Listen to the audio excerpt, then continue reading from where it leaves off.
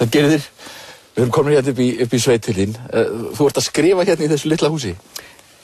Já, ég svona aðeins byrjaður, það ekki langt síðan ég keypti þetta. Ég notaði þannig Norðurlandaráðsverðlaunin í þetta og ég allavega náði að vinna þessa svona lokagerðina þessari nýju bók Suðurgluggarnir hérna og þannig að það nú kom alveg einhver reynsla á að þetta ágætt hús til að vinna í. Já, og það ró og næði hérna til að vinna. Já, það það sem að ég svona sá við þetta, ég þyrfti dálítið svona ákveðið aðhvarf til að komast í utan við svona borgarísin. Já, þið finnst ekki gott að skrifa í miklum skarkala?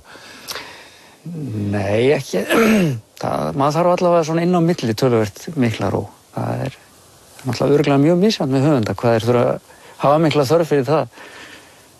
Mér skilst nú að Matthías Jochumsson hafi skrifað bara í eldhúsinu um krakkaskara, sko. Ég held ég geti það nú ekki.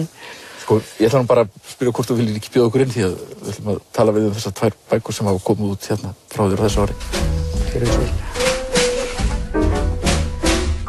If they asked me, I could write a book about the way you walk and whisper and look.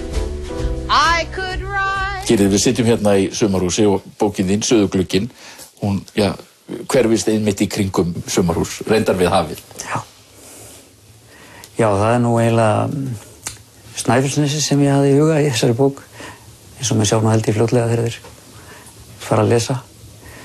Kviknaði nú bara hugmyndin einhvern tímann, ég var þarna einhvern tímann nætursakir fyrir nokkrum árum í húsi og þá svona, já, var þetta einhvern veginn til og svo var þetta svona svolítið að þróast með mér þangað til að ég fór svona að vinna þessu fyrir alvöru held ég fyrir 1,5 ári síðan. Já, þessi saga virðist vera svona einföld á yfirborðinu en það eru mjög sterkir straumar fyrir neðan og stundum hugsa maður að þetta sé kannski draugasaga. Já, menn hafa nú þeir sem eru búin að lesa hana verið svona túlkan á ýmsan hátt, sko. Sagan í sjálf sér auðvitað tiltölulega einföld en já, má kannski segja séu svona ég reyndi að ná svona undirtónum í hana sem ég vona að það tekist. Já, þú tekur skýrt fram þetta fremst að höfundur bókarinnar sé ekki höfundur bókarinnar.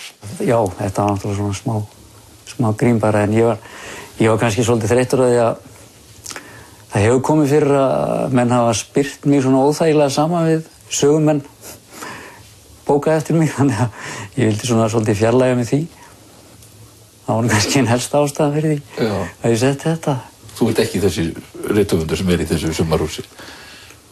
Nei, ekki þannig laga nema að því leyti að auðvitað eru held ég allar persónur höfunda eru að einhverju leyti þeir sjálfur eða einhverju þættir eða þræðir úr þeim tengjast þeim eða spretta upp úr þeim vegna þess að höfundur í raun og veru held ég hefur alltaf svolítið takmarkaða möguleika á að finna nokkuð upp alveg frá grunni og öllu upplifun að öðru fólki í raun og veru alltaf lituð einhvern veginn af honum sjálfum þannig að jafnvel þó hann taki annað fólk sem hann telur sig þekkja, þá held ég minnst að kosti að það blandist alltaf sama við einhverju eiginleikar frá manni sjálfum því að maður veit hvernig sko fólk upplifir persónur sem það kynnist á mismunandi hátt.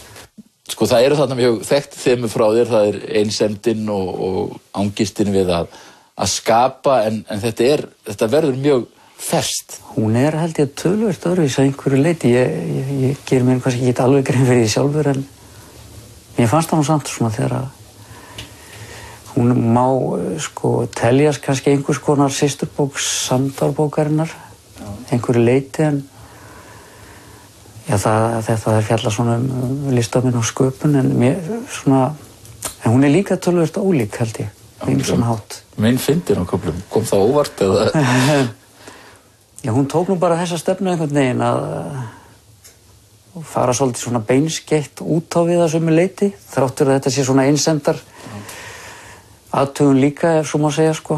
En af því að þessi rithöfundur í alltaf þessari togstreitu gagnvart þessari bara einveru með sjálfur sér og svo kemur þessi umheimur inn í líf hans í gegnum útvarp og annað og það var kannski gegnum þá spennu svona sem að tónninn skapaðist.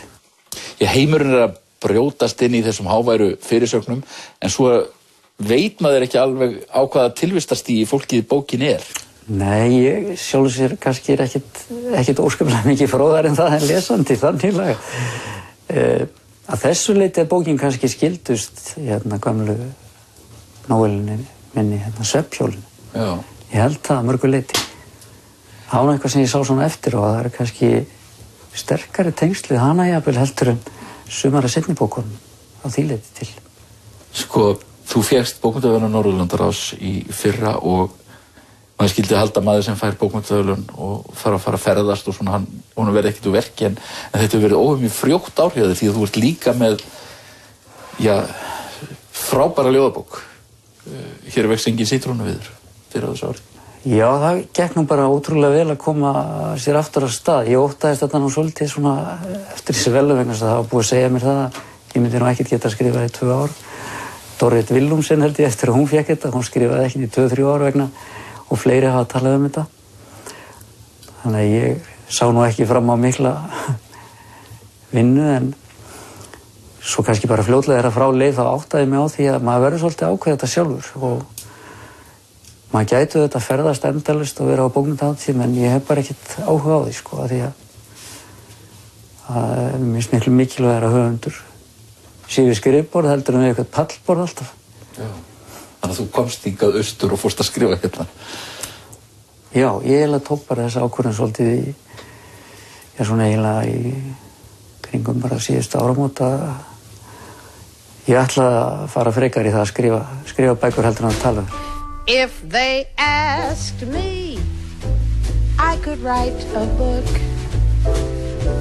about the way you walk and whisper and look.